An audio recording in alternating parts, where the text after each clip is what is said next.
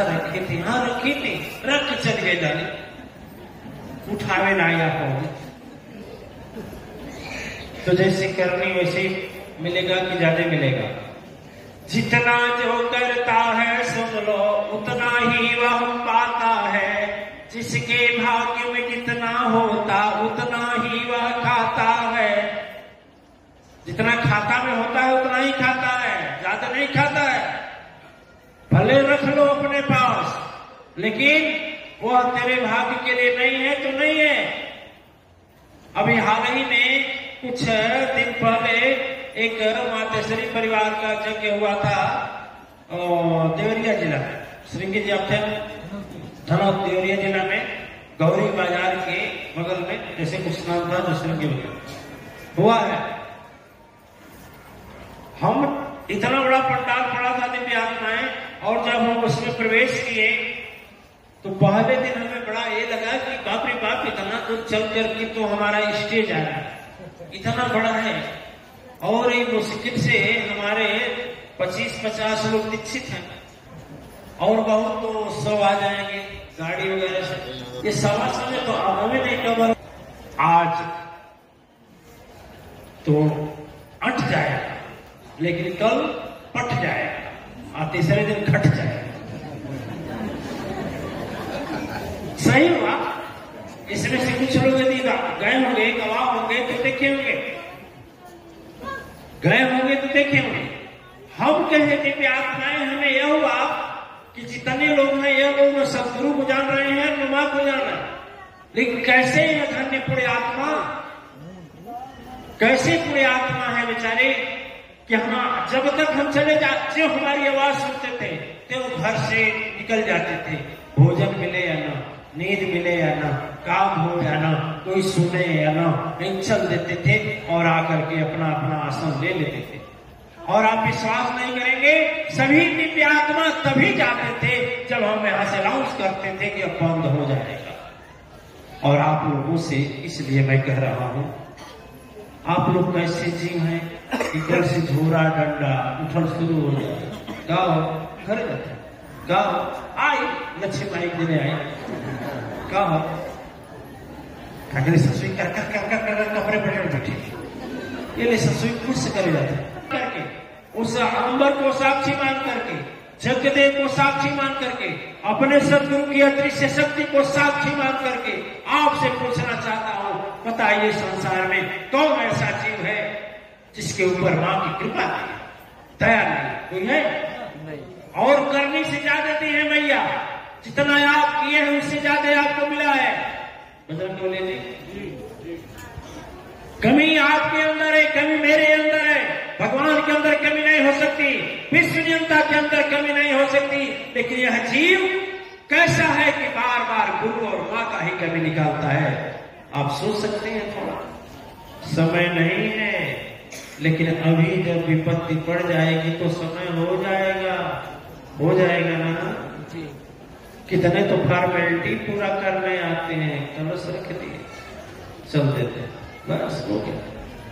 वो भैया कलसा नहीं देखे, उनको कलसा नहीं है, इतनी सा पानी लेकर चलते हो, वो समुद्र उन्हीं का बनाया है,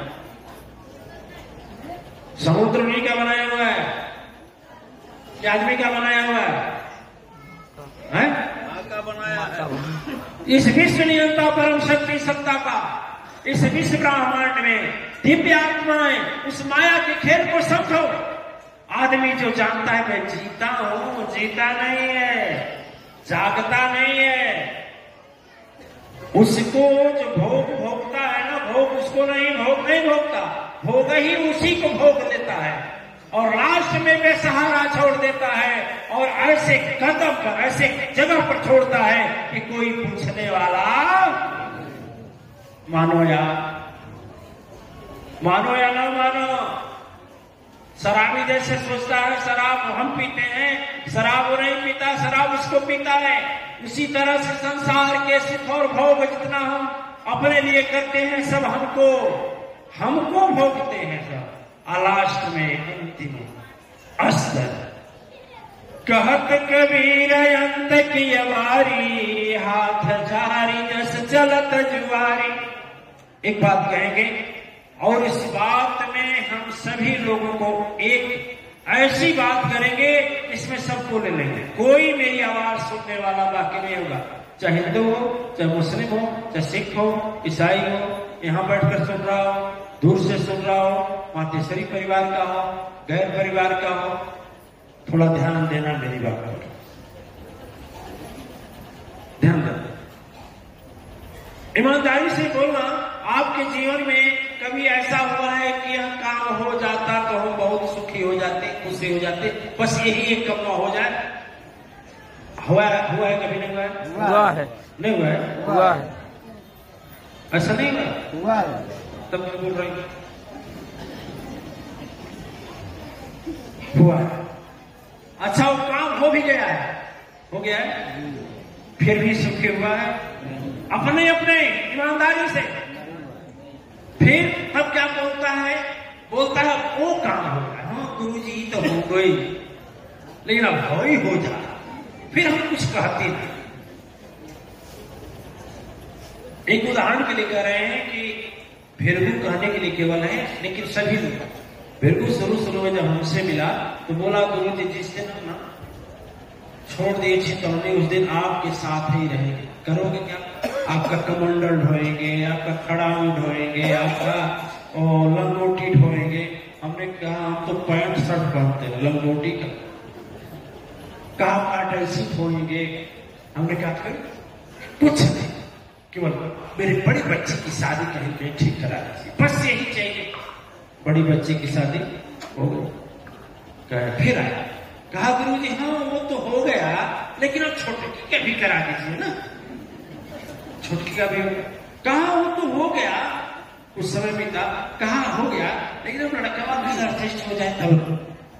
लड़कवा भी एडजस्ट हो गया, फिर छोटके की बारी है, कहा ये भी एडजस्ट हो जाए ना, भी एडजस्ट।